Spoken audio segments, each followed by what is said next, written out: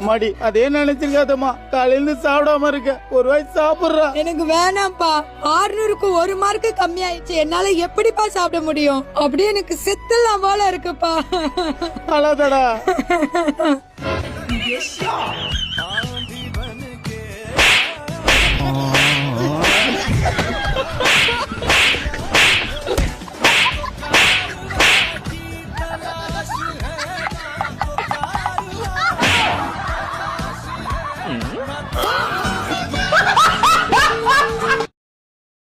Bro 200 ரூபாய் change இருந்தா கொடுங்களா? Bro change இல்ல ப்ரோ. என்னடா பண்ற? இப்போ சேஞ்ச் கேட்க மாமா கோவம் வந்துருச்சு ப்ரோ. அதோட விலையே 200 ரூபாய் தான் ப்ரோ.